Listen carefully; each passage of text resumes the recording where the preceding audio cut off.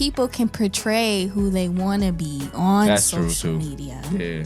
And how they are with their significant other. Like Instagram page, you can see all these happy pictures when behind closed doors, you know, they miserable as hell. They hate each other. I feel like in relationships, nobody's talking about mental health. I don't think it's got there yet to where that's an important topic. Like I said, money, all the other stuff, and then mental health probably like dead last. Any thoughts on 50-50? What does it mean to you?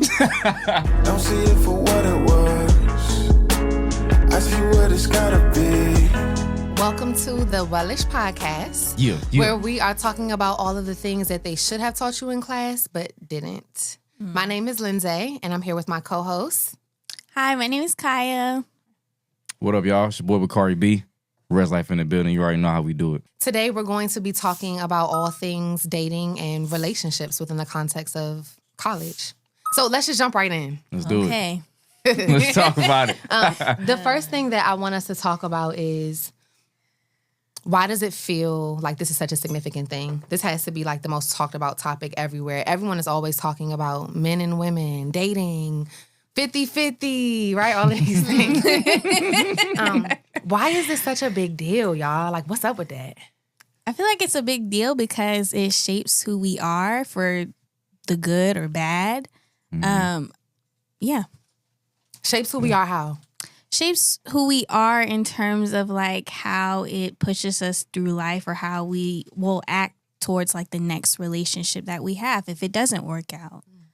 How it'll better us when like mentally, like in a mental status. I feel that.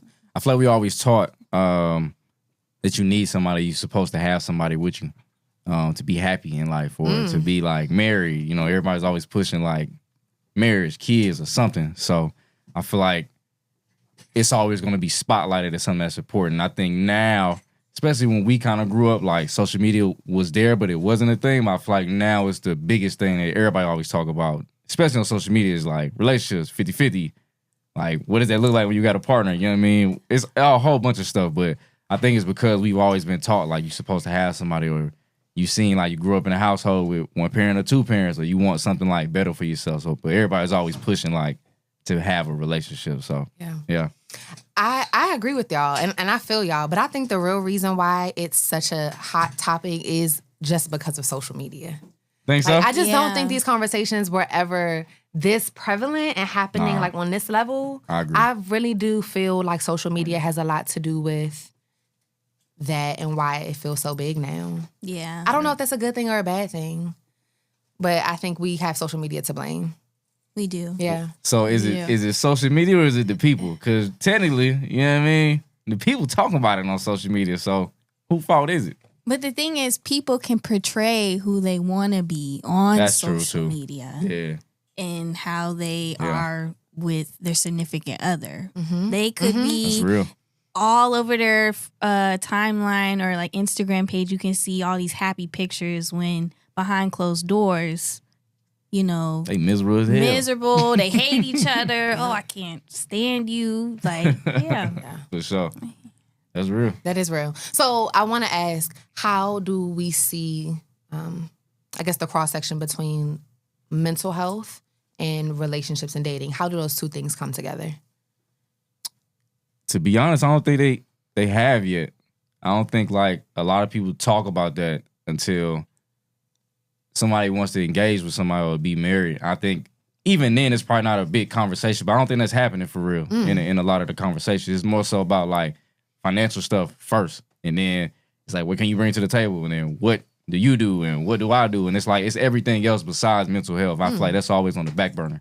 And I think that's even not just in our community. I think that's any community in general, but especially in our community, it's so prevalent. Like, we don't talk about mental health. So I feel like in relationships, nobody's talking about mental health. I don't think it's got there yet to where that's an important topic. I think it's everything else first. Like I said, money, all the other stuff, and then mental health probably like dead last, in my opinion. What you think? Yeah, I agree with Bakari because, mental health is definitely on the back burner. It's always, what can you do to make me happy? Can you buy me a Birkin bag? Can you buy me a Louis bag? Gucci. It's always financial and what can you do to make me like pleased and satisfied right now? Yeah. I guess the thing that comes to my mind when I think about relationships and dating and mental health is how, and we've all probably have been there, you're going through something within your relationship or your situationship, your little, yeah. It's crazy.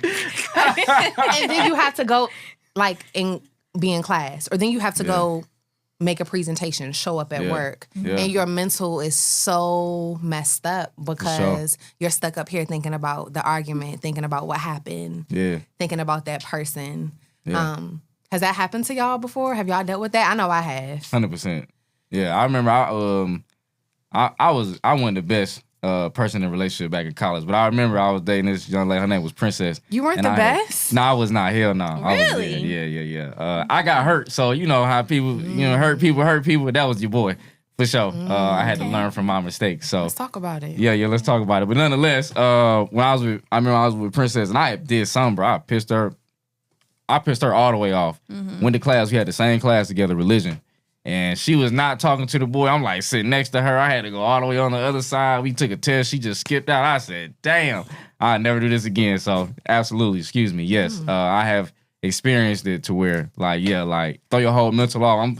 I think I failed the test and everything. You know what I'm saying? Rightfully so. But it's like, damn, like it'll definitely throw your whole mood off, your whole mental off, everything. But and looking back, I don't think we even talked about that either. So that's why I was saying like I feel like we don't talk about it. It's just be on the back burner, like Kai was saying, for real.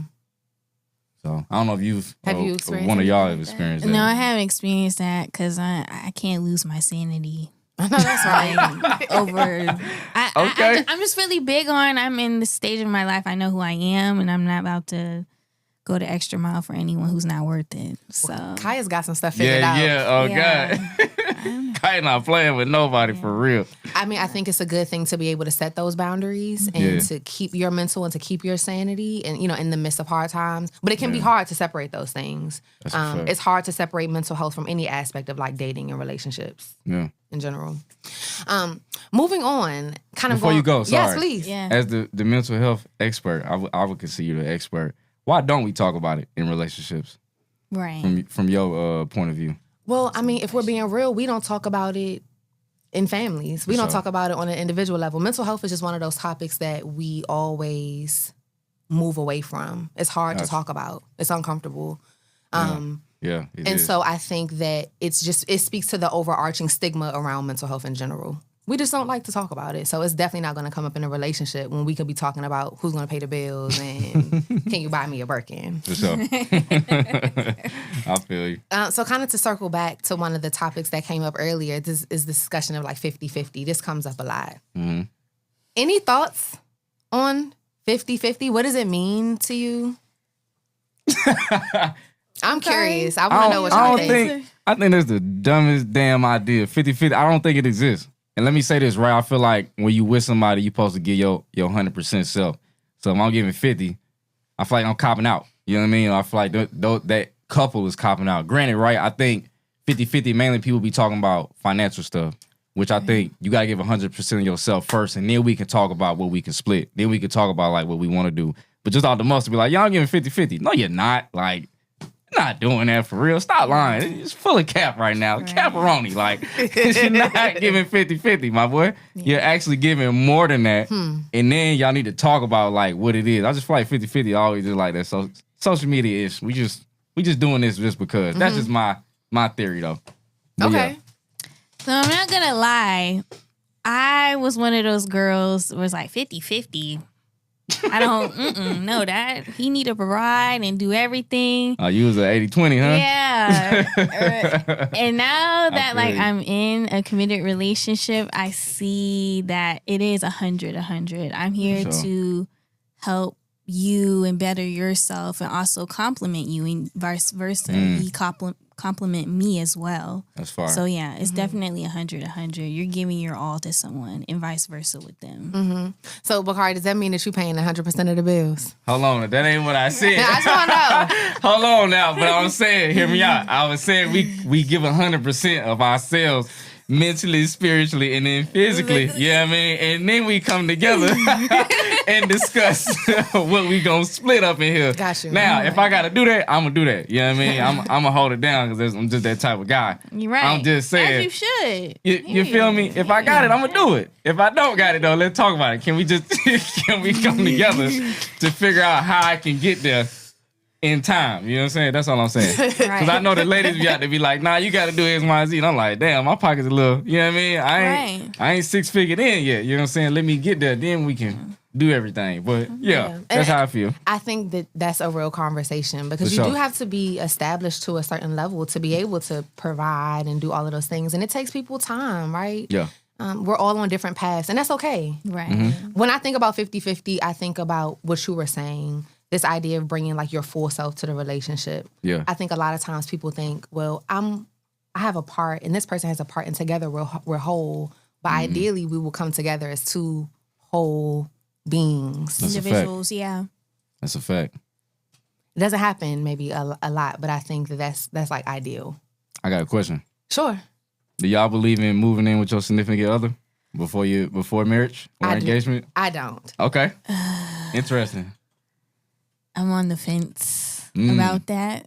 Okay. And can I tell you why? Yeah. So I feel for women, we take on things naturally a lot of times when we share spaces. Okay. And it should be clear that I'm making this level of commitment and like investment in your life because we're building something together. For sure. I don't know that I would feel comfortable doing that without the context of marriage or something more secure, something, right? Like, just my thoughts. Okay. Yeah. Okay. So you got to have like that in place for you, like an engagement or a marriage in order for you to do it.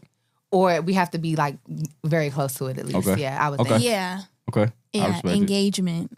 Okay. Definitely engagement. I want a ring on my finger. I'm not about to do all these wifely duties and not be married or engaged. Okay. Yeah. I respect it. Just curious. What do you think? I think it's a cool idea. I think like kind of like how in college, you not necessarily the same thing, but you live with somebody, you get to see like how they are. I think it could be worth it, especially like y'all been together for a long time. We talking like 4-5 years in. I don't see why not. But I understand from a woman's aspect, it's a little different for us than y'all. I feel like y'all want it secure, you know what I mean? Versus us, it's like, nah, let's do it. Yeah. So yeah, I get it. But I get it. Nowadays, I could also see why people are more prone to moving in with their significant other more fast rather than like waiting for marriage or engagement because our economy. For we're sure. in a recession. For sure, yeah. People's, like, yeah, that's a true point. You living with another person helps you like with income and stuff. Yeah, definitely stacking and saving the bread. I feel it. Just curious. I want to ask, what are y'all's thoughts about traditional gender roles? Do we still believe in them? Do they work? What are y'all's thoughts on that? What's an example of traditional gender roles? I would say even kind of like some of what we were talking about, right? Like you describe wifely duties. Like the women got to cook, the man got to provide type thing. More of those types of traditional roles, yeah. I don't think they exist anymore. Yeah, they don't. I think people want to get back to that.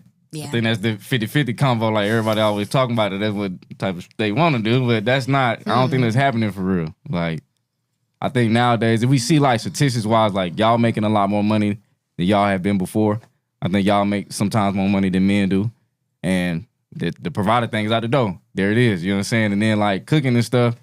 Again, the economy is crazy. So it really just depends like who in the crib. Like, do you got kids? Do you not got kids? It's a whole bunch of stuff that's like at play. So I feel like people are always trying to bring the gender roles back.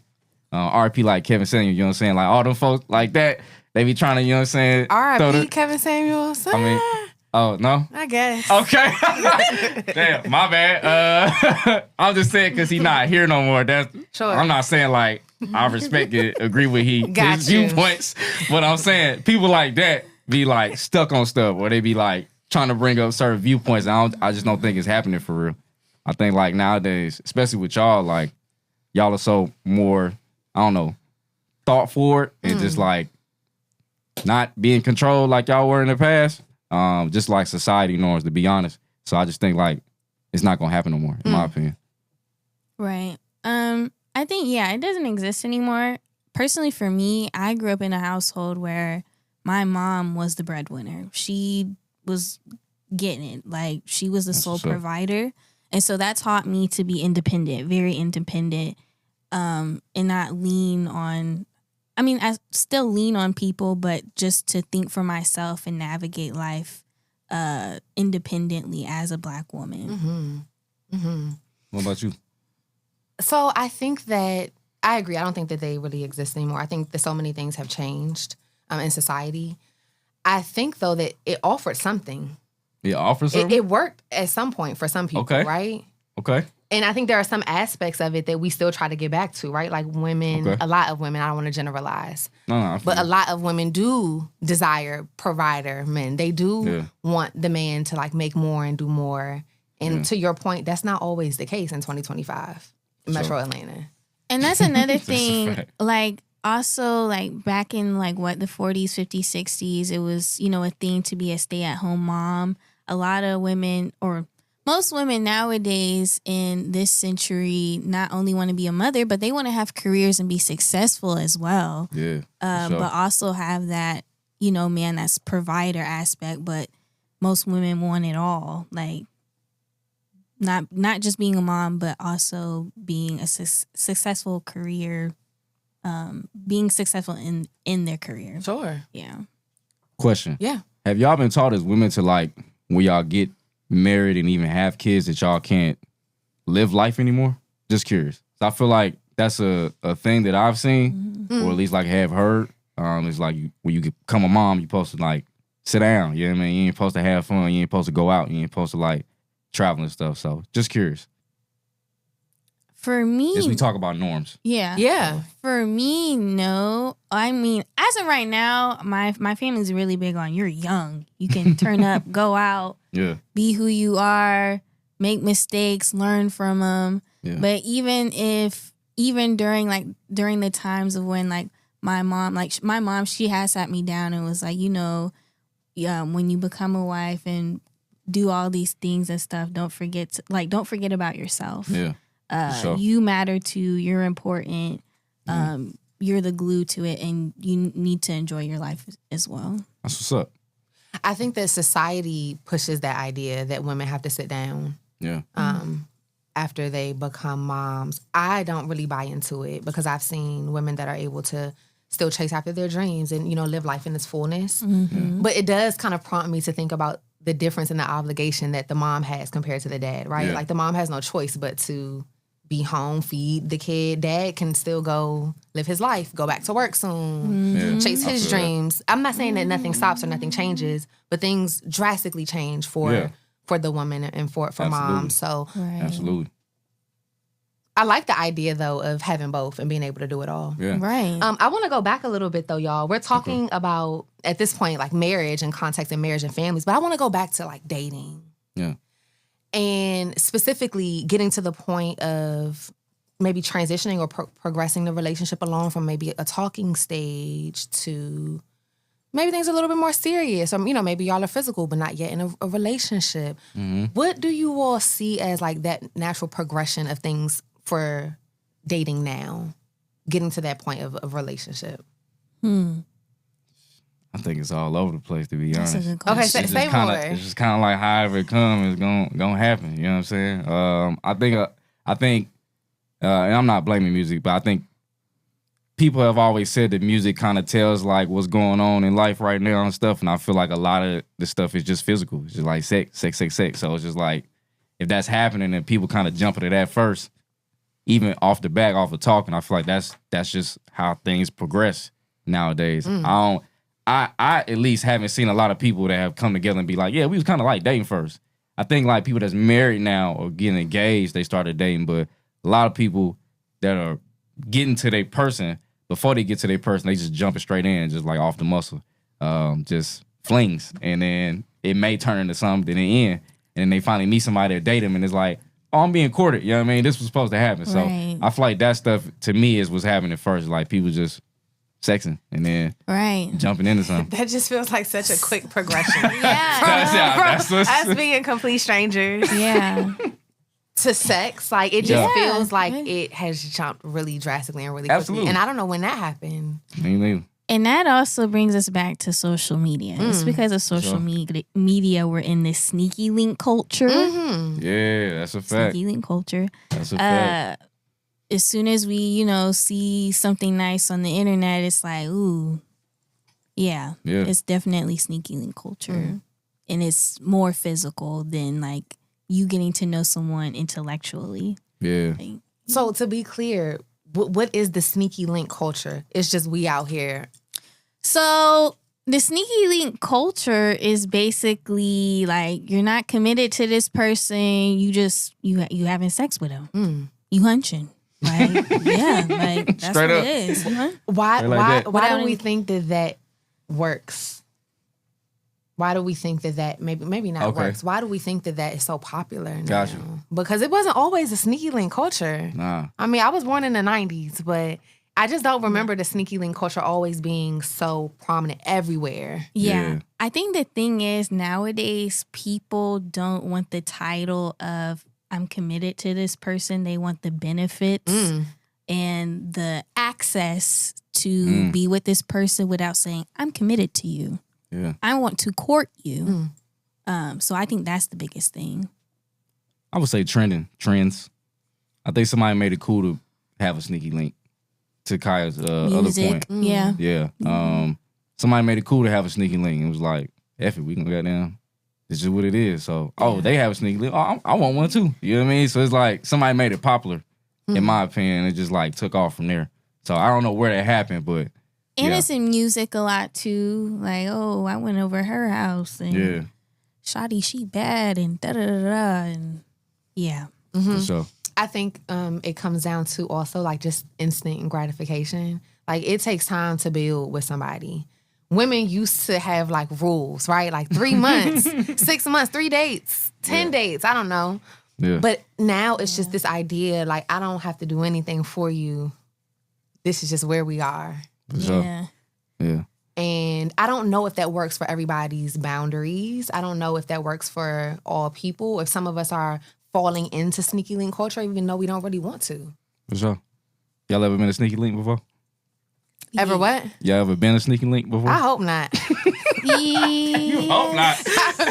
I've never been a sneaky Wait, link what? before. What you mean? You haven't? Okay. I thought you said hope not. Like you don't know. I'm about to say I would hope you would know. I guess I'm still Have trying you to like fully a booty understand. call? Have you No. ever been in somebody's booty call? No, I've never been a booty call. Okay. I have. Never. So I ain't gonna hold you, Never. but I have. Yeah. Not my proudest moments, but Are we keeping this in? I mean, for yeah. sure. Yeah. Yeah, it's crazy. I mean, I'm in college. just curious. Yeah. Yeah, I'm for not sure. going, Yeah, put this nah, out, hey. out there. This I'm is the with it. judgment-free zone, Nah, y'all. for sure. Yeah. So I think that's a good point too. Like being in college, does it feel like sneaky link culture is specific to college? For me, it doesn't. I'm in my 30s. I feel like sneaky link culture is prevalent in Atlanta amongst young adults. I feel like in college, I feel like the difference between like sneaky link culture and college is more so like everybody's just kind of wilding out because it's like you've been under like your parents for so long, depending on what kind of parents you got. And when you get to college, it's like, hey, I'm finna bust loose and get out in these streets, basically. real. Like that's how it is. But truthfully, Kaya, Bust it wide open. They Like, want to still do that in doing adulthood. I think that mentality continues through adulthood. It's For like sure. now we really outside. Yeah, and I think it's a matter of like in college you're getting to know what you like and what you don't like as well, in a way. Yeah. Yeah. Yeah. So even on the topic of like getting to know what you like and what you don't like, I think this is a good transition to us talking about consent.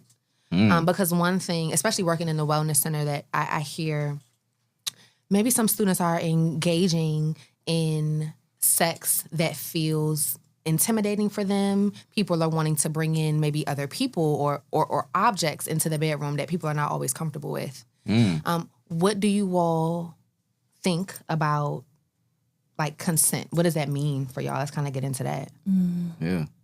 I think it's important. I think it's always necessary to have consent. Even when you like know somebody and you still been with them for a long time, I think it's still important to ask them type of questions. Because like you said, like I've had friends who talked about bringing stuff into the bedroom. It's like, I just asked him one time, like, do you ask him? It's like, nah, like, we just do it and it's just comfortable. And it's like, sometimes you probably got to ask, they may not be comfortable for real. So I definitely have come to more, like, as I get older, understand, like, consent is always probably, like, the best way to even go. Even if you're thinking about it, just asking could really go a long way, because that means you're being considerate and showing that to your partner for sure. So definitely prevalent. I feel like as far as, like, one thing about, like, Agnes, they're very big on consent. Sure. They're very big on safe sex. They're really big. Like, we have whole sex trivias, and we talk about consent and touch and what's not okay, what's okay. And I feel like I'm very grateful for that, because it's allowed me to be vocal about whatever makes me feel uncomfortable, or what I agree with or what I don't agree with. So it is very prevalent.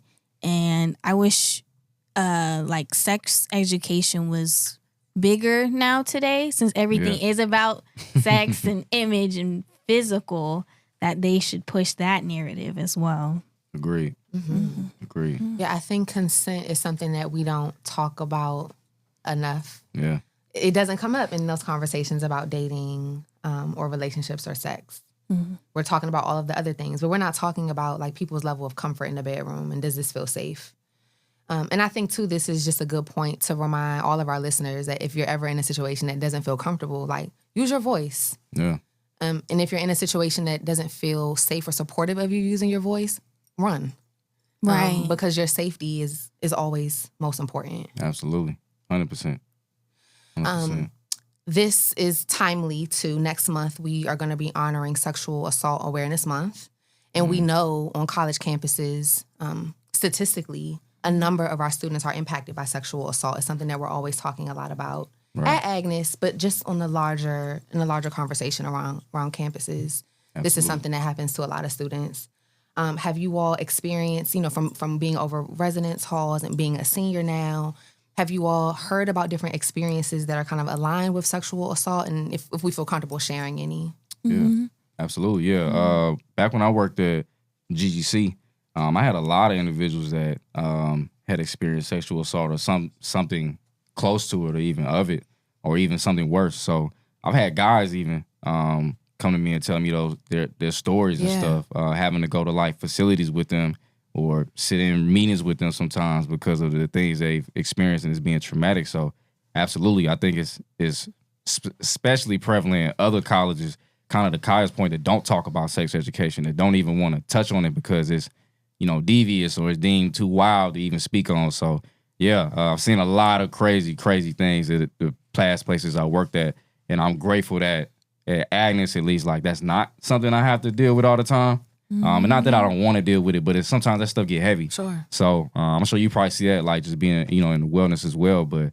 yeah, I've seen a lot of different stories, man. And it opened my eyes, because I would say half of them were dudes, or half of them were guys, and then, the rest were ladies. So to see both of the aspects, like, ladies breaking down and crying, or even the dudes coming around and crying and stuff, it just really, like, tugs on your heart a little bit. You know what I'm saying? You understand, like, the purpose of consent. You understand, like, these things are more prevalent than it is in your, scope of your life. So, yeah, definitely important for sure.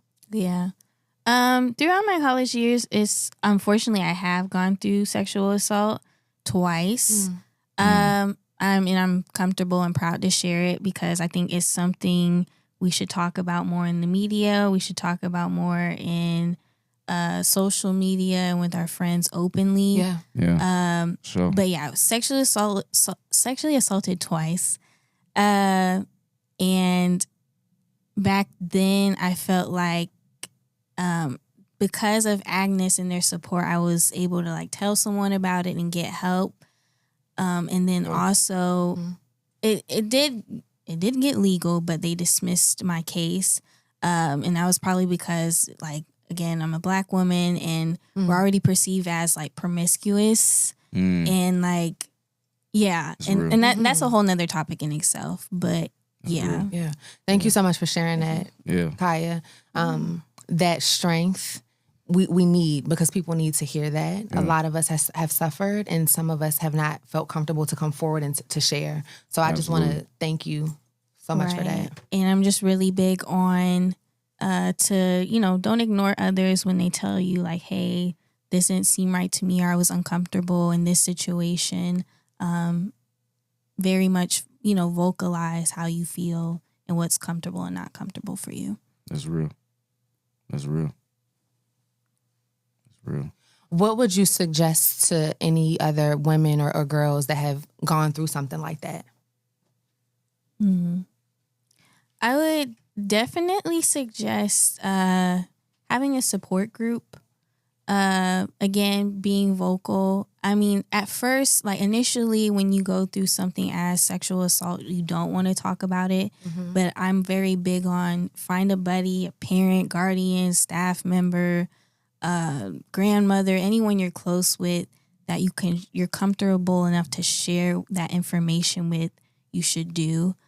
You don't want to keep it bottled in because it does eat you, and it changes your mind drastically mentally. So you want to speak up about it and have that buddy or person you can lean on for support. For sure. I think that's great advice. Finding spaces that feel safe and that feel supportive. Yeah. Thank you all so much for checking out this episode of the Wellish Podcast. I'm your host, Lindsay, and you can find me at Life Matters Empowerment. Hi, I'm Kaya, and you can find me at Kaya03. That's KYKYA03.